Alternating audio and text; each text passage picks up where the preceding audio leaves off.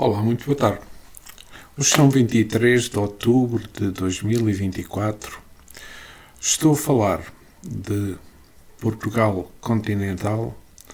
São 15 horas e 30 minutos e vou fazer o estudo do livro Os Mensageiros do Espírito André Luiz, psicografado por Francisco Cândido Xavier, capítulo 14, sob o tema Preparativos. Este estudo está integrado no estudo da vida no mundo espiritual com os livros de André Luiz. Mas antes, quero pedir ao nosso Mestre Jesus, nosso amigo maior, para que tenhamos paz, discernimento e amor neste momento de estudo.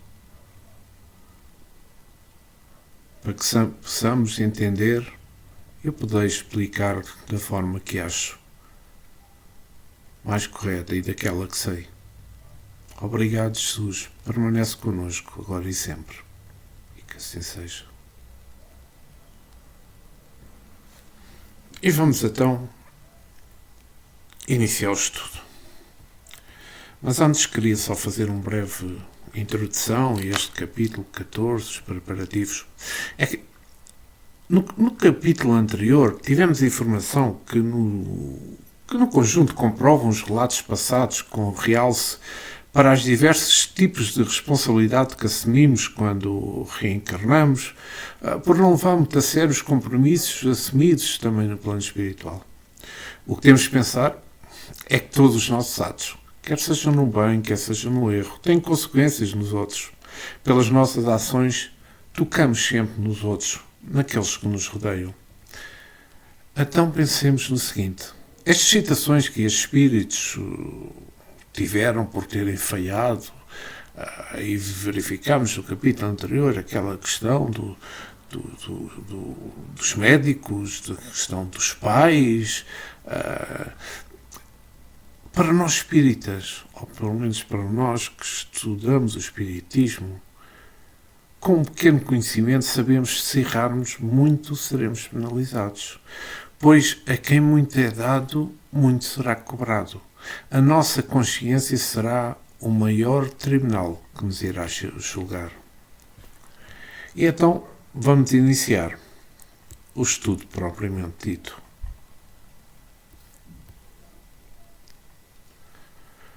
À noite, Aniceto foi ver-nos, começando por dizer: amanhã deveremos partir os três, a serviço nas esferas da crosta de Lésforo. Recomendou-me certas atividades de importância, mas posso atendê-las em particular, proporcionando a ambos uma estação semanal de experiência e serviço. Fiquei radiante, disse André Luiz. Muitas vezes regressara ao ninho doméstico, tornara à cidade em que me desenvolveram a tarefa última e, todavia, não me detiveram nos exames das possibilidades extensas do concurso fraternal. De quando em vez era confrontado com situações difíceis, nas quais velhos conterrâneos encaravam problemas de vulto. Entretanto, sentia-me incapaz de auxiliá-los eficientemente na solução desejada. Faltava-me técnica espiritual para fazer. Não tinha bastante confiança em mim mesmo. Ora que eu aqui vou parar porque eu acho que é extremamente importante. Que aqui estamos a falar do começo do trabalho de André Luiz na crosta da Terra. É uma nova fase nas experiências de André Luiz, depois de ter conhecimento sobre as falhas de outros irmãos, como vimos nos capítulos anteriores, vai juntamente com Vicente e, claro, Aniceto, trabalhar naquilo que tem aprendido.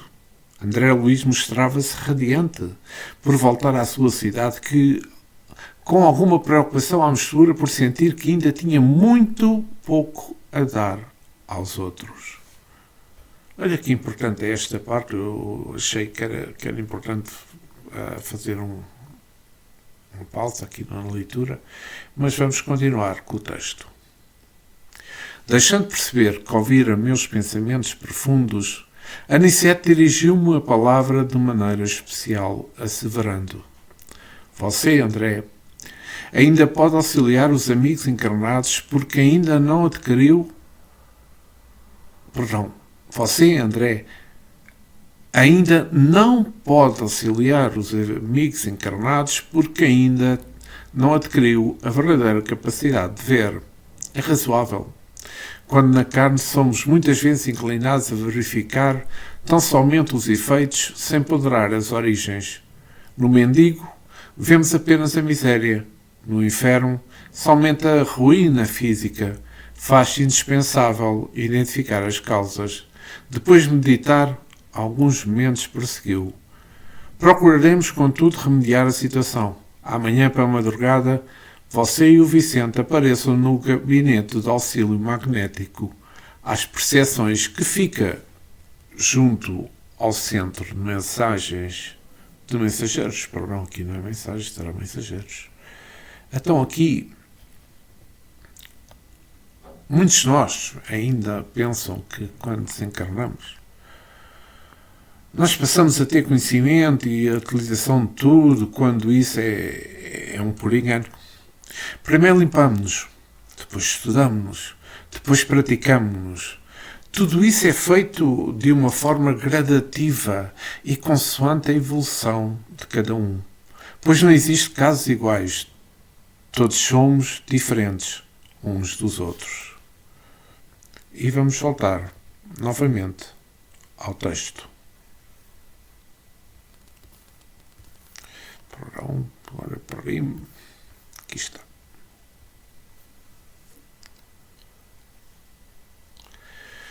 Darei as providências para que vocês alcancem o necessário melhoramento da visão. Peço-lhes, todavia, receberem semelhante auxílio em prece. Roguem a Deus e lhes permita a dilatação do poder visual. Compenetrem-se na grandeza desse dom sublime. E, sobretudo, envie à Majestade Eterna um pensamento de consagração ao seu amor e aos seus serviços divinos. Não desejo induzi-los a atitudes de fanatismo sem consciência. Não podemos abusar da oração aqui. Segundo antigas viciações do sentimento terrestre, num círculo carnal, costumamos utilizar em obediência e delituosos caprichos, suplicando facilidades que surgiriam em detrimento de nossa própria iluminação. Aqui, todavia, André, a oração é compromisso da criatura para com Deus. Compromisso de testemunho, de esforço e dedicação aos superiores desígnios. Toda a prece entre nós deve significar, acima de tudo, fidelidade do coração. Quem ora, em nossa condição espiritual, sintoniza a mente com as esferas mais altas e novas luzes se abrilhantam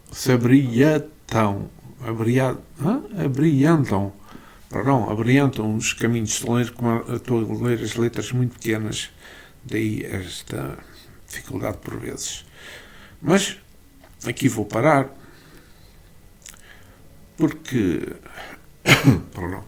fazendo um pequeno comentário, que André Luís e Vicente já começaram o seu desenvolvimento espiritual, estudando aqueles que precisam de ajuda, como vimos neste livro, através da leitura e do estudo dos pensamentos. A passagem pelo gabinete de auxílio magnético às percepções será preponderante para o desenvolvimento das suas percepções. A oração era a regra principal que liga a criatura a Deus, como afirma Vicente. A oração com fé verdadeira permite que os espíritos bons se aproximem de nós. É a base de tudo. Exemplo disso é o que se passa no centro espírita, onde bons espíritos estão sempre prontos a nos ajudar, num trabalho contínuo para a nossa evolução. A nossa transformação no bem somente nos trará frutos para que isso aconteça no nosso dia a dia. E vamos voltar ao texto.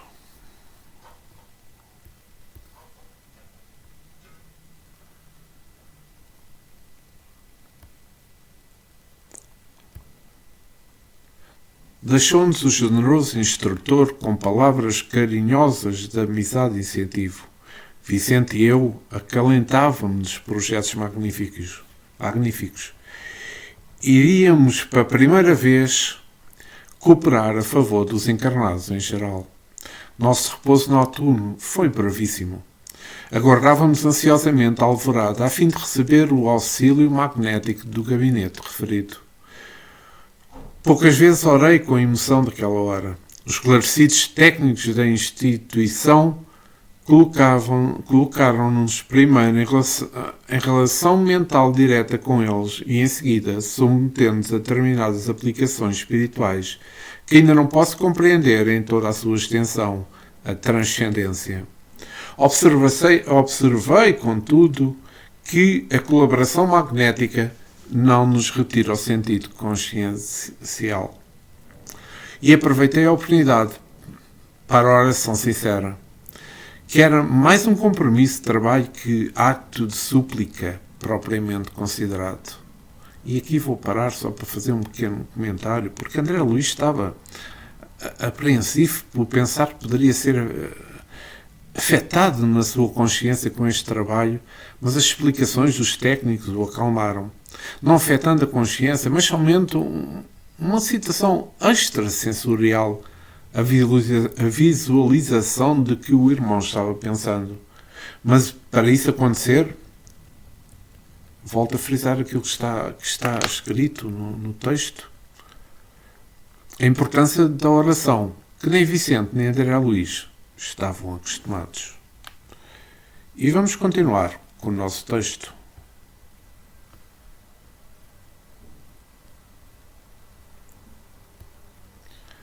Decorrido tempo, fomos declarados em liberdade para sair, quando nos provesse.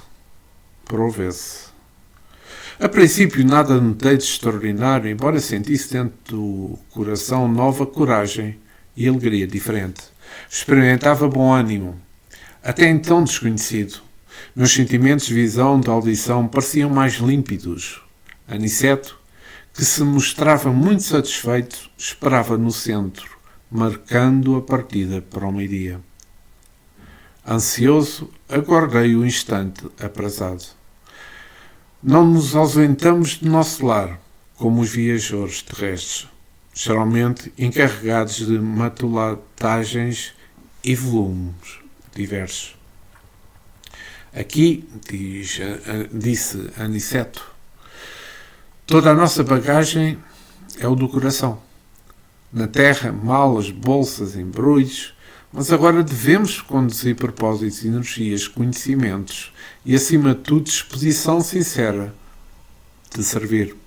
Alguns companheiros presentes riram-se com gosto.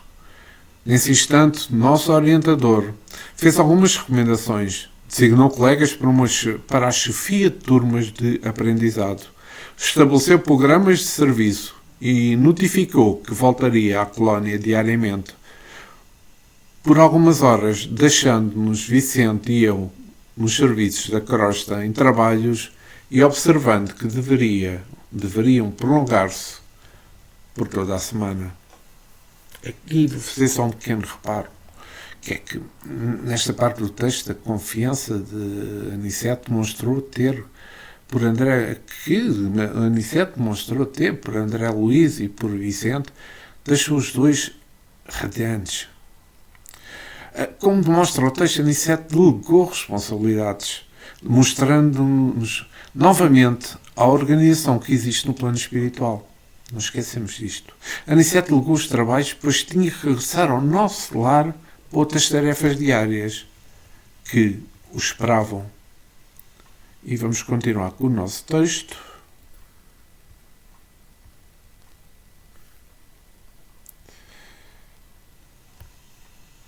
Despedimos-nos dos camaradas de luta, repletos de esperança. Era a nossa primeira excursão de aprendizado e cooperação nos semelhantes. Quando nos pusermos a caminho, nosso instrutor observou: creio que a viagem para vocês será diferente, certo? Estão habituados à passagem livre, mantidos por ordem superior, para as atividades normais dos nossos trabalhos e trânsito dos irmãos esclarecidos em vésperas de reencarnação. Como assim? Perguntou Vicente, muito admirado. Pois não sabia. As religiões inferiores entre nosso lar e os círculos da carne são tão grandes que existe uma estrada ampla e bem cuidada. Requer tanto esforço de conservação como as importantes rotas terrestres. Por lá, obstáculos físicos, por cá, obstáculos espirituais. As vias de comunicação normais destinam-se a intercâmbio indispensável.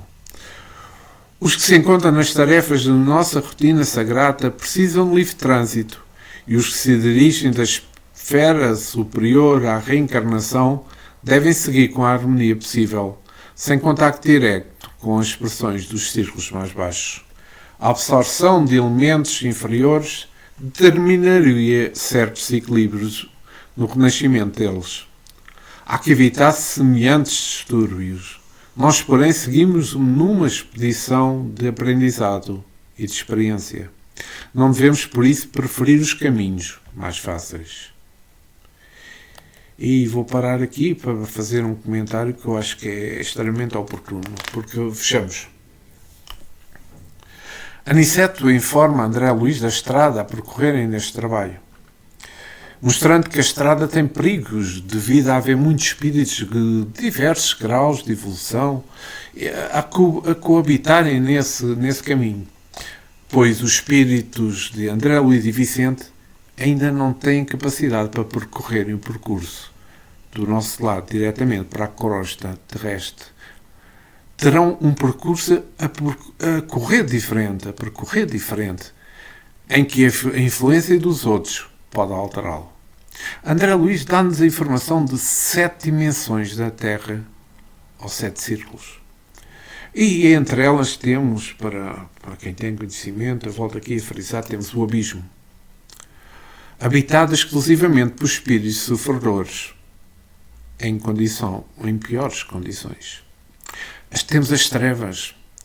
Aí também se encontra o joio, mas em condições mais brandas do que os habitantes do abismo. A crosta, habitada pelos espíritos encarnados, onde se mesclam e se misturam a joia e o trigo em todos os povos e nações. É nela que transitamos provisoriamente. A seguir, temos outra, a quarta, umbral. Esta esfera envolve a crosta terrestre e aí coexistem joio e trigo, mas em ambientes diferentes, sendo o trigo acolhido em cidades amuralhadas. Estão a ver, cidades com muros. Para separar, é o que acontece no umbral, é o que acontece nestas cidades espirituais. Depois temos a arte, a cultura e a ciência, outro. É uma esfera superior da Terra, onde habitam apenas aqueles espíritos que estejam em processo de finalização depurativa na crosta. Em sexto, temos o amor fraterno universal. Esta esfera está reservada aos espíritos que já perderam contato direto com a crosta terrestre e aqui raramente se apresentam. E temos a última, que é diretrizes do planeta. Ou seja, estamos a falar que, eu não quero enganar, 1, 2, 3, 4, 5, 6, a sétima, exatamente. Ou seja, estas diretrizes do planeta são regiões do plano divino, também conhecidos como a esfera resplandecente, onde se encontra o Cristo a governar este planeta. E vamos então voltar à última parte deste texto, do capítulo 14.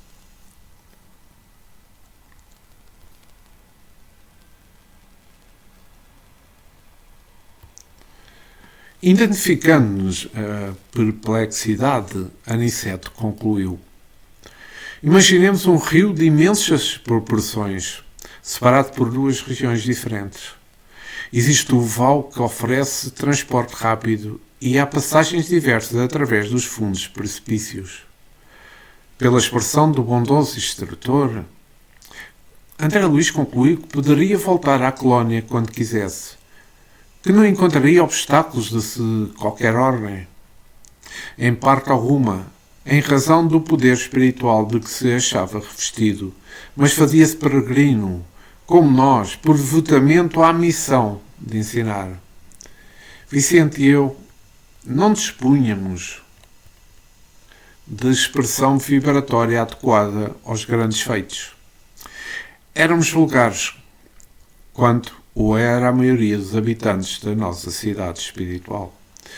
Possuía apenas alguns princípios de volitação, contudo, permanecíamos muito distante do verdadeiro poder. Nunca vira, pois, a energia e a humildade em tão belo consórcio.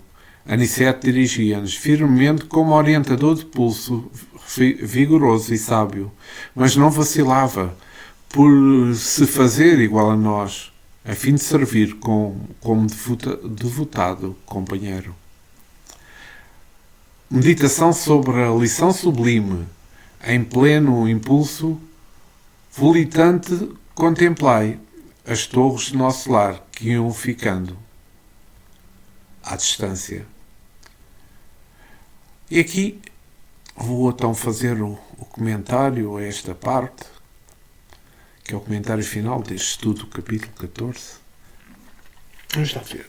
Aniceto avisa Vicente e André Luís que os seus perispíritos são ainda pesados com as coisas que ambos têm de libertar, para serem espíritos que possam usar a sua energia na sua amplitude. Mas fazendo o bem e melhorando a condição deles, poderiam volitar. Ler os pensamentos dos irmãos encarnados. Isso são conquistas da mediunidade, uma ferramenta que podemos usar no bem, mas sempre de acordo com a nossa condição. O esforço é sinónimo de conquista. Chegamos ao fim do capítulo 14.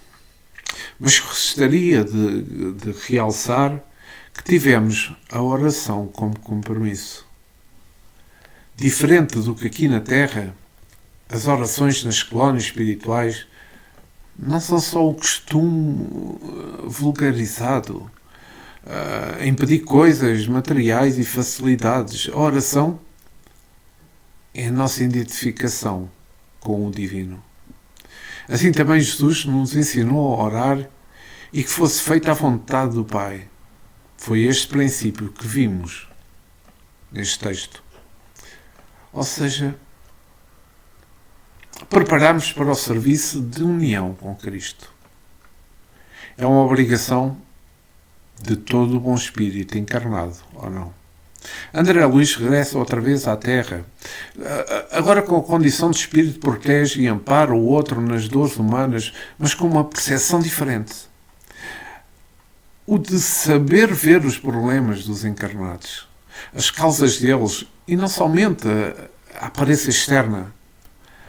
A causa imediata que possuímos faz-nos ver no sofrimento de outra pessoa uma injustiça. Afinal, colocamos os nossos sentimentos acima da razão, de onde deve fortificar e vigorar no cumprimento dos ajustes e reajustes. A realidade é que quem hoje sofre já fez sofrer alguém. Quem perde algo o retirou de outro. Quem fere e sente dores é porque causou isso a algum irmão noutra existência. Tanto como espírito e como encarnado, será sempre insuficiente o auxílio que se queira dar ao outro, baseado apenas na aparência das coisas. É isso que nós sentimos aqui, na Terra, como espíritos encarnados. E quero agradecer-vos por me acompanharem no estudo deste capítulo 14 do livro Os Mensageiros, do Espírito André Luís. Quero agradecer ao nosso Mestre Jesus, ao guia deste trabalho, aos nossos guias, pela paz, pelo discernimento que me facilitou tentar explicar da melhor forma possível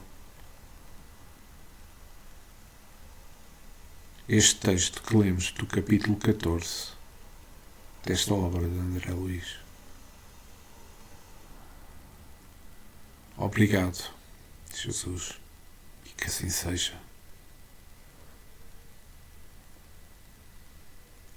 Obrigado por me terem acompanhado neste estudo. À semana voltarei com o capítulo 15. Não percam.